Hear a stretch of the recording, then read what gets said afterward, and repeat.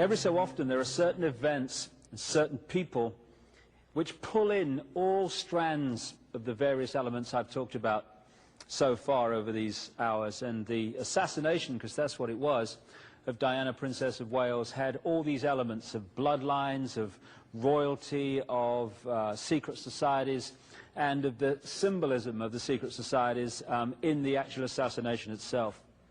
In The Biggest Secret, I've gone into this in tremendous detail in one chapter in particular, and there is a video documentary planned of this Diana assassination and the background to it. Maybe it will even have been done and be available by the time you see this. So I'm not going to go into the Diana thing in great detail here because it's done elsewhere, but I just want to go through a few things.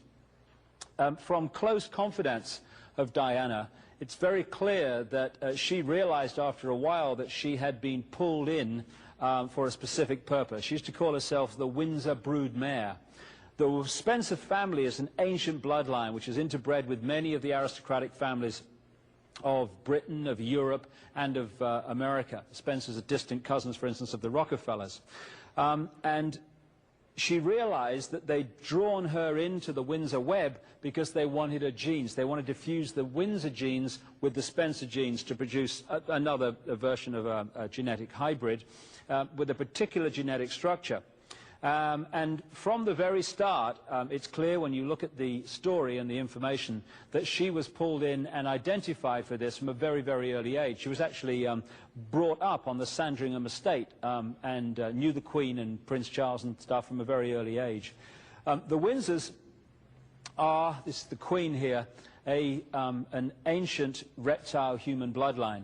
And I was kind of surprised, although my research was going that way, to be told that by a confidant of Diana that her nickname for the Windsors was the lizards or the reptiles. And she used to say, in all seriousness, they're not human.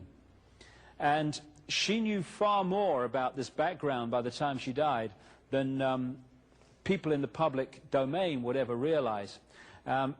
She'd certainly realized what the Windsors were about and where they came from. Now, this is a guy who has been going around saying that Diana and his son Dodi were assassinated. I haven't got time to go into why someone might feel it acceptable for their son to die in a road crash, but if you read The Biggest Secret, you can see some of the background to this. If we start judging whether something is possible by what we would do, we're going to lose the plot, because not everyone thinks like everyone else. And when you look at the background to Diana's assassination, the person that had complete control of her security and her movements in the crucial period, days leading up to it, but particularly on that specific day, was Mohammed al-Fayed. And when you look at his background, as I've said in The Biggest Secret, you know when Mohammed al-Fayed is trying to kid you, trying to tell you something that's not true because his lips are moving. It's the way you can see it, because this guy has lied his way through his whole economic and business career. And he's done exactly that over Diana's assassination.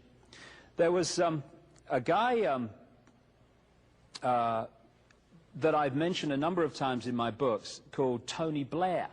Tony Blair was brought through by this brotherhood to become Prime Minister of Britain. And I have a contact who, for a long time, performed satanic ceremonies in which ritual human sacrifice took place of children and of adults. And one of the key places, which I've talked about in my books, is a place known as the Castle of Darkness in Belgium. In the late 80s, she says that at a ritual sacrifice that she performed was the Queen of England, which she's done sacrifices for many times, the Queen Mother, Tony Blair, who was then just a lower-ranked politician, and Mohammed al-Fayed, father of Dodi. And yet in the public arena we get this royal family on one side and Dodi Fayed's father, Mohammed al-Fayed, on the other, when in fact they lock into the same controlling force. And he had control of her movements on the crucial day. There's the Isis symbol of ancient Egypt very close to that headgear that he posed with for a British newspaper. Now again, if you're going to kind of follow the symbolism and the background to Diana's assassination, you have to go back into the ancient world. You can pick one of these one of the pure key reptile human bloodlines up in Troy, ancient Troy, which is what we now call Turkey. You can follow this bloodline through the Caucasus Mountains and into Europe and into what we call France. In fact, France is named after these people. They call themselves the Sicambrian Franks. And they had a royal offshoot, and eventually became known by this royal offshoot, called the Merovingians. And the Merovingians set up the city we call Paris. You're looking at a part of the modern Paris, which is was the place that they established the original Paris. And they named the city after one of the people involved in the Trojan Wars, a guy called Prince Paris. And there's Notre Dame, Our Lady, Diana, Semiramis, Isis Cathedral. And this was where Paris kind of came out of with the Merovingians many, many centuries ago. Now, these Merovingians, Franks, Sicambrian Franks, worshipped the goddess Diana, who was one of the great goddesses of the ancient world. And they built underground chambers just outside the original Paris to do their sacrifices and ceremonies to the goddess Diana. Of course, as Paris has got bigger and bigger, the area of that sacrifice area for the goddess Diana is now modern Paris. And it's still an underground chamber. That point is called the Pont d'Alma Tunnel, where Diana died in 1997. And Diana is actually blood related to the Merovingian line. This is the Ritz Hotel, owned by Mohammed Al Fayed, and all around the square, it's called the Vendome, you see at first floor level depictions in gold of that symbol I talked about a long time ago, the circle, the cross, and the sun on the center. And it comes from one of the French kings, one of the Louis, who was known as the Sun King, who built the Palace of Versailles. And in the back of the Palace of Versailles, in the grounds, is a depiction of the goddess Diana, which this aristocratic bloodline network very much focus on as one of their deities. Someone said, this is the Kennedy assassination here, something very true. When you're trying to understand who was behind an assassination, look at who had the power to remove the security at the crucial time. Because he said assassinations don't just happen, they are allowed to happen. And when you look at the footage taken on a camera, a video camera, by a member of the public when Rabin, the Israeli Prime Minister, was assassinated, it's extraordinary. You have the line of soldiers lined up to protect Rabin as he came to his car, and in among them is the guy who killed him. As Rabin appears on this video, extraordinary sight, the soldiers just walk backwards, leaving the assassin on his own. Rabin walks past him, thank you very much, good night. And it's the same with the Kennedy assassination and so many others. This is the point where Kennedy was hit. This is Kennedy's car at the front. There's nobody on it. And yet you look at the car behind, which doesn't carry the President of the United States. There's 4 security guards and 2 outriders. If they'd have been there, of course, Kennedy could not have been killed by a bullet from outside because he was so well protected. But the whole thing was removed, the security, to allow it to happen. And it was the same in Paris on that night. This is the back entrance to the Ritz Hotel where the car left because it was decided by Mohammed Al Fayed on the phone to his son Dodi from England that although she'd had a certain level of security all day, a Mercedes and a backup car, a Range Rover, that was suddenly at the crucial time going to be removed, and another Mercedes was brought in with no backup car and no security. Apart from the Trevor Rees-Jones, the bodyguard in the front seat. So suddenly, classic assassination, security is removed to allow it to happen. In the car that was driven away was this guy, Henri Paul, who's been the fall guy for it, or blamed on him. He is an asset, or was an asset, of British and French intelligence, had been for a long time, and he had 4 bank accounts which had considerable amounts of money paid in the period leading up to that, not necessarily for what happened to Diana, but because he was an asset of British and French intelligence, which is the same organization. And to really appreciate how this could be done, you need to appreciate something called trauma-based mind control. During the last war in the concentration camps of Germany, in fact, way, way back this has been known about, but particularly during the last war, they started to perfect the manipulation of a natural mechanism in the mind that shuts out trauma. What they did was to understand that if you could systematically traumatize someone, their mind would shut out the memory of it and create an amnesic barrier, which would be disconnected from the rest of the mind. This is what happens when people have a major road accident and they can't remember what happened. It's because the amnesic barrier has been created to shut out trauma, so we don't keep reliving the horror. Good thing. But they realized that if you could do that systematically and start with children, particularly before the age of 5 and 6, you could turn their minds into a honeycomb of self-contained compartments, none of which was aware of the other's existence. This guy was what they call a multiple, Henri Paul, which in their mind is broken up into different compartments, and so through trigger words and what have you, and trigger sentences, hypnotic keys, one amnesic barrier becomes the conscious level. That experiences something or is programmed to do something, and then he's pushed back and another one's pulled forward. It's actually got to the point where, amazing as it may seem, you can be drunk in one compartment and completely sober in the other, which is interesting in relation to what happened if you look at the story of Henri Paul. Once the programming is in there, and in the biggest secret, I put incredible documentation and background to this and what happened, and trauma-based mind control and how it creates assassins and people going crazy with guns to justify taking guns out of circulation, all this stuff. When you look at the background, all that is necessary is to program the guy, push that programming back into the mind, and that will stay there at the subconscious level until some trigger comes in. When that trigger word or trigger action or whatever is said or done, that programming is activated. So you can be in normal mode and be very normal and no problem and nothing, oh, I've never noticed anything different about old Henry that night. Trigger word, bang, programming, you're like a robot. And what gives away this is the fact that the car hit the 13th pillar. If you read The Biggest Secret, you'll see the incredible obsession with symbolism that this brotherhood has. I've been to Paris, and in that tunnel, the Pont d'Alma tunnel, there's 30 odd of these pillars. It hit the 13th.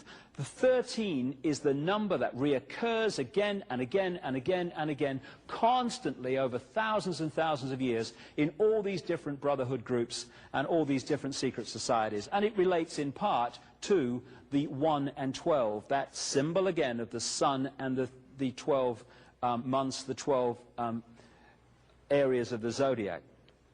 So all it would have needed, because the guy was missing for 3 hours that night, was the trigger word or the trigger to activate the programming, and Henri Paul suddenly goes into whatever he was programmed to do. Now, where they were going that night, and this is agreed by everyone, is from the Ritz Hotel, which is numbered 1 on this map, down to the Champs-Élysées and to almost the Arc de Triomphe, where Dodi Fayed had his flat. When they went earlier in the day, the car went down to the Place de la Concorde, went up the Champs-Élysées to his flat, which is right next to that circle you see there. This is the quickest way from the Ritz to the apartment of Dodi Fayed. But not that occasion did he go that way. Henri Paul went around to the Place de la Concorde, and suddenly, instead of going down the quickest way, went on to this dual carriageway that goes alongside the River Seine. He went at an increasingly fast speed and then went down into the Pont d'Alma tunnel. Now, why would he go that way? Some people say, well, he was going round to miss the traffic or whatever. But the key thing is, by going the long way to the apartment, it took him through the Pont d'Alma tunnel. It took him through this ancient sacrificial site to the goddess Diana. And what does Pont d'Alma mean? Pont d'Alma means passage or bridge of the moon goddess. And Diana, in Brotherhood symbolism, is a symbol of the moon, a moon goddess. Another interesting thing is that bodyguards, when they're in the front seat of a car, they never wear a seatbelt because they're looking after their clients and they need to react quickly. What happened with Trevor Rees-Jones, the bodyguard, is that he never had a seatbelt on when the car left the Ritz, which is normal practice. When he got to the Place de la Concorde, one of the photographers chasing the car got a shot of the bodyguard, Trevor Rees-Jones, still no seatbelt. Literally a minute later, probably less, when the car crashed in the tunnel, Trevor Rees-Jones had a seatbelt on, the only person in the car who did, because the people in the back dirty fired and Diana did not. So either Trevor Rees-Jones knew what was coming but didn't tell his clients, or he realized at some point there was a danger going on here and didn't tell his clients. This is the Place de la Concorde, and there is the obelisk, the 3,200-year-old Luxor obelisk, which was about a minute's drive that night from the crash, and Diana went round there on the way to the scene. This is Trevor Rees-Jones. When asked why he put his seatbelt on, he says he doesn't remember, and maybe we'll never know, but it's got to be one or the other. When the car came down to the tunnel here at the Pont d'Alma, it's a series of crossroads, and that's very, very significant, because these deities are symbolic of the moon and various energies. They're broken up into different polarities. You've got Diana, which is the positive moon energy, and then you've got the negative force, which is called Icke, which is the goddess of the crossroads, and she's symbolized by crossroads and all over the world. The Hecate satanic symbolism can be seen in the ceremonies and what have you. And so here we have a situation now where Diana, goddess of the moon, is taken into an ancient sacrificial site to the goddess Diana, dies in a tunnel which is called Bridge or Passage of the Moon Goddess, and is also covered with crossroads to the goddess Hecate, which is the malevolent symbol of the moon energy. This is the Pont d'Alma tunnel. It's very short, and I've been through it, and they keep telling me in the media it's very dangerous. I didn't really see that myself. And it's very close to the Arc de Triomphe, which is another obelisk symbol. This is the 13th pillar, and there's no way that car hit the 13th pillar, given the obsession with symbolism of this brotherhood, unless it was meant to happen. I've talked to people who are experts in this mind control, who work to deprogram people who have been mind controlled in this way. And I said to them, is it possible to mind control a driver on a subconscious level to go into that tunnel and just whack the 13th pillar? Because, of course, in the conscious level, you'd say, come on, it's not possible. And everyone has said, absolutely, for this reason. The conscious level has a certain feeling of time. So going into the tunnel at 60, 70, 80 miles an hour and then hitting the 13th pillar, you must be joking.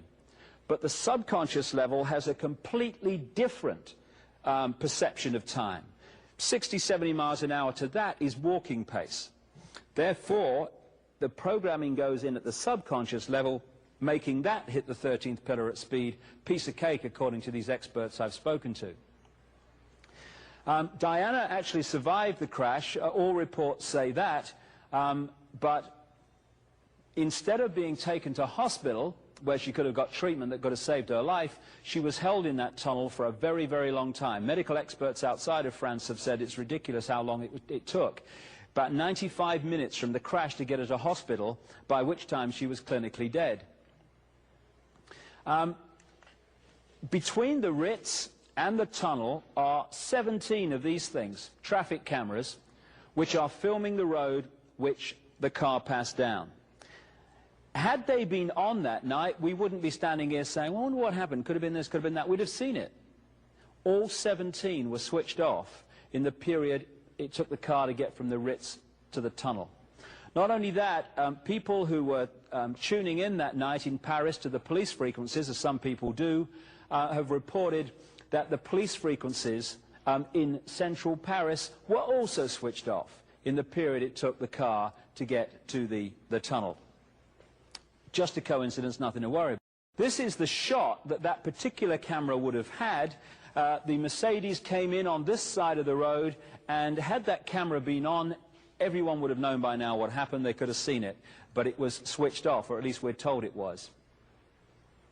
And so we have a situation in which Diana was held in that place for all that time, and she was clinically dead by the time she left it. And the question has been, even from people who've said, yes, it was an accident, why did they do that? Because, according to the strict and obsessional symbolic ritual of this brotherhood, she had to die in that underground chamber on the site of ancient Diana worship and sacrifice to Diana. There's no way she was going to be allowed to leave the tunnel until she was dead, and so they kept her there all that time when most doctors, as some have pointed out, would have had her to hospital as quick as possible, and she'd still be alive today, almost certainly. So the Diana story is just full of endless symbolism, and I'm just skipping the surface here. The detail is absolutely mind-blowing. This is the top of the Pont d'Alma tunnel, and as I mentioned earlier, there is the depiction of the flame held by the Statue of Liberties in Paris and in New York, standing on a black pentagram, the classic satanic symbol. And that is where they take the flowers and stuff now. This area of Paris with the Eiffel Tower, the River Seine, is an ancient sacred site to this brotherhood. And it's absolutely no coincidence that this is where they brought Diana to die that night.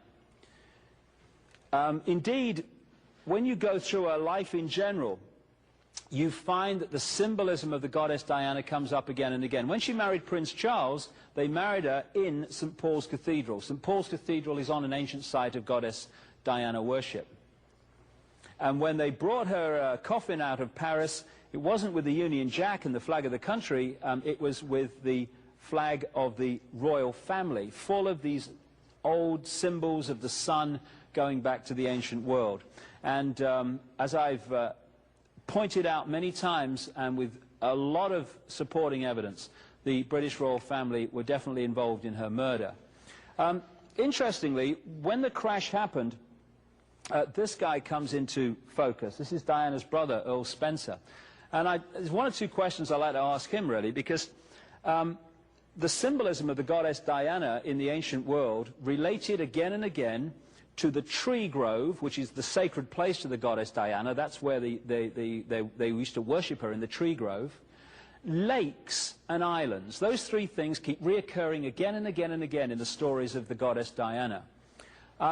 This is where they put her grave, on an island, in the tree grove, in the middle of a lake on the Althorpe estate, the Spencer estate.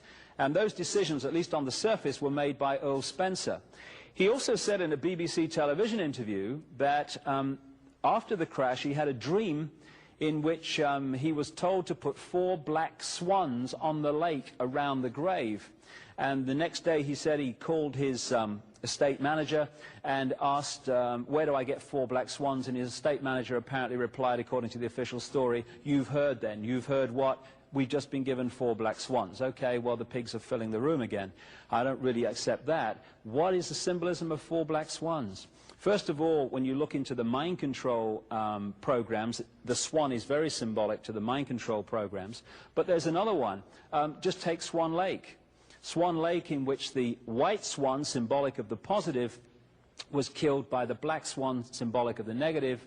And here you had the positive Diana energy killed by this brotherhood, and the 4 black swans on the lake are tremendous symbolism, occult symbolism of that negative force overcoming the positive. And in the Althorp estate now you have this, what you might call temple to Diana, and on many of the aristocratic estates and stately homes of England that carry these reptile human bloodlines, you find either temples to the goddess Diana in the grounds or areas of the stately home handed over to the goddess Diana.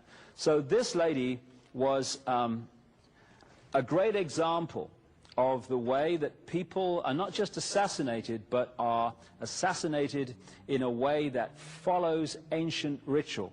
Because ritual is very powerful. If you do things in a certain ritual way, it generates a much more powerful energy than if you just killed someone in a straightforward way. But as I say, in The Biggest Secret, I go into this in enormous detail, and the symbolism is just stunning of this event.